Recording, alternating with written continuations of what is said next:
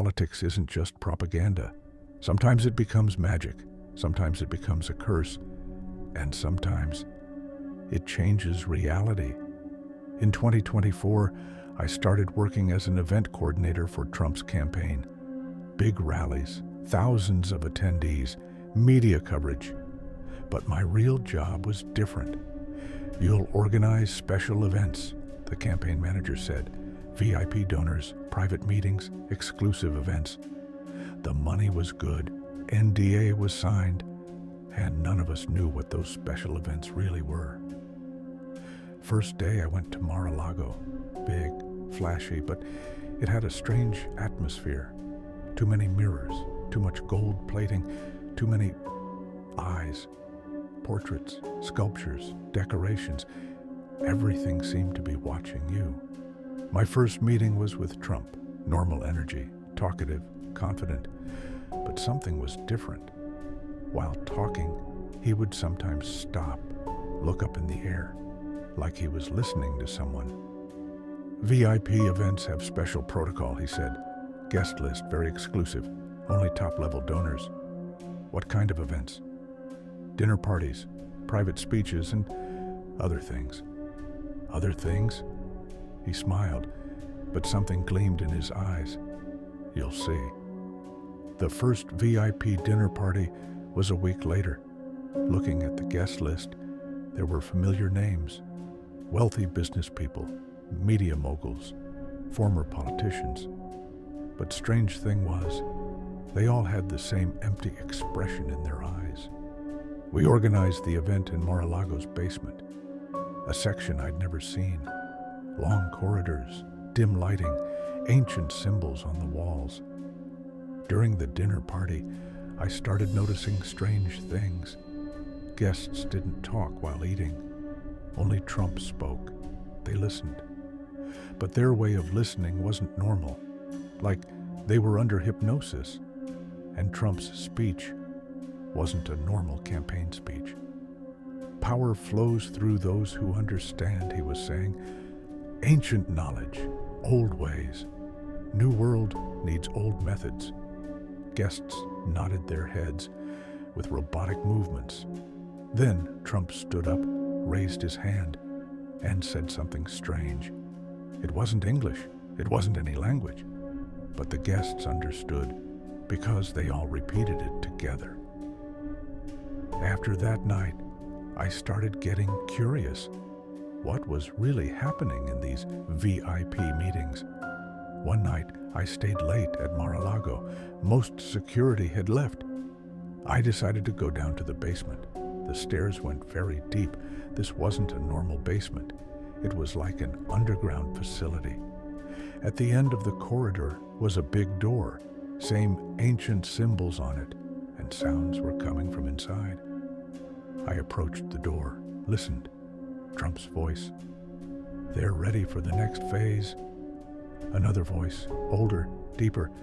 The election is just the beginning. Real power comes after. How many more do we need? A few thousand more. Then the transfer will be complete. The door was ajar. I looked inside. Trump sat at a big table, but he wasn't alone. Around the table were shadow figures, human-shaped, but not quite human. And on the walls, portraits. But not just portraits. The people inside seemed alive. Their eyes were moving. I recognized them. They were the guests from the VIP dinner party, but now they were just pictures. I backed away in fear, but my footstep made noise. Trump turned, looked at me. "Ah," he said, smiling. "Our event coordinator. Come in." I tried to run, but the door closed by itself. "Don't be afraid," Trump said. "You're about to witness history, real power transfer." I entered the room. The shadow figures looked at me. They had no faces, but I could feel their presence. "These are my advisors," Trump said. "They've been guiding leaders for centuries. Washington, Lincoln, Roosevelt. All of them. This is impossible." Nothing's impossible when you understand the system. Power isn't voted, it's transferred. I looked at the portraits on the wall. The VIP guests' eyes were moving, their mouths opening and closing, silently asking for help. What did you do to them? Gave them immortality. Their consciousness lives in these frames. Their bodies, we use them for campaign events. I understood. Those robotic movements, empty stares, they weren't real people. And their influence, their connections, their money, all flows through me now. How long has this been happening? I asked. Decades. Every election cycle we collect more. Democrats, Republicans, doesn't matter. Power is power. One of the shadow figures spoke, its voice like an echo. The boy understands now. He sees the truth. Trump turned to me. You have a choice. Join us willingly or join us anyway. On the table was an empty portrait frame, my size.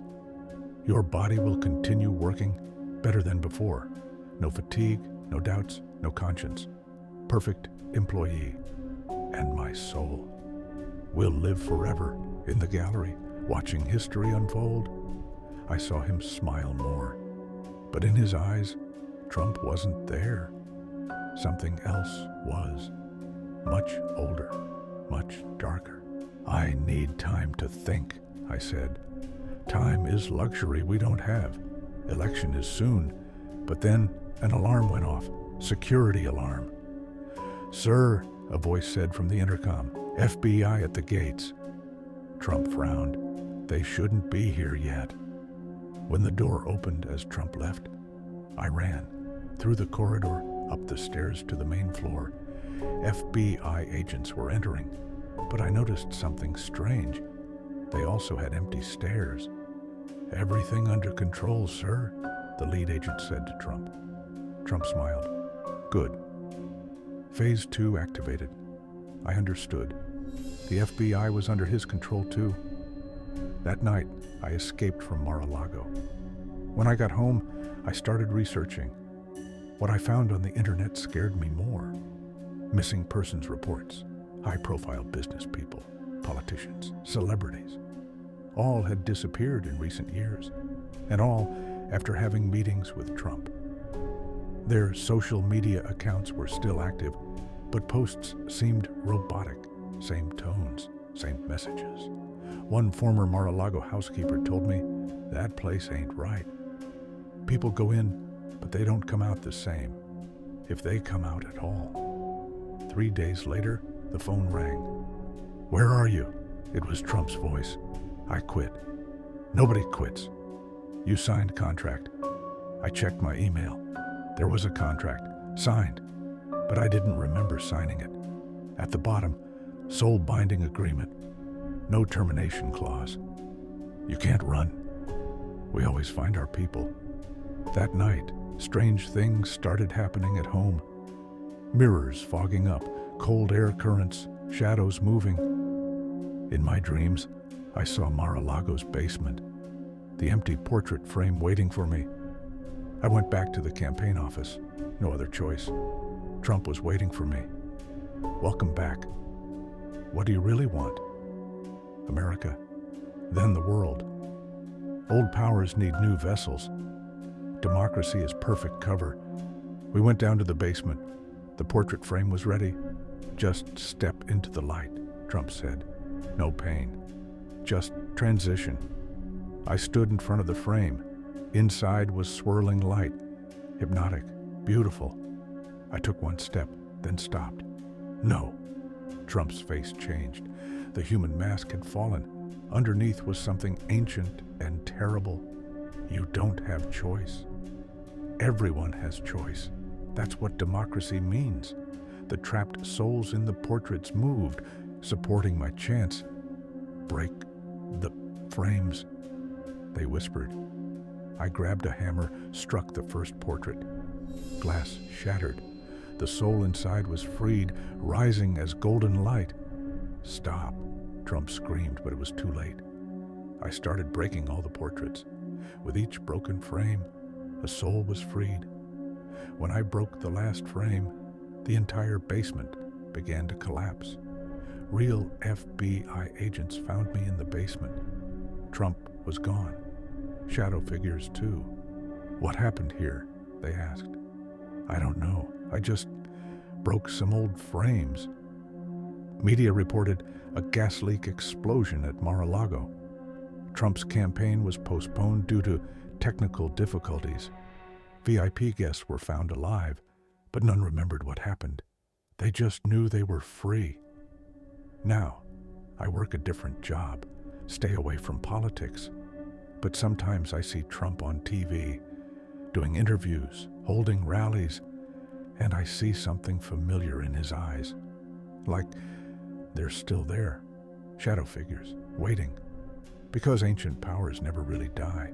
They just wait for the next election. I told you this story as a warning about what might be behind political power. Every time you vote, think, is it really your decision? Every time you listen to campaign speeches, listen, are there other voices under the message? Like this video, subscribe, and never forget, democracy only lives with vigilant citizens. Because power always tries to transfer, the question is, to whom are you transferring it? If you made it this far, thank you for listening. I didn't tell this story to go viral. I told it because someone had to. Because too many people still believe what they see on screen is real. But the truth is, some campaigns hide something ancient. And what happened wasn't just about politics. It was about control. There are more stories like this. More people who got too close. More whispers behind the scenes.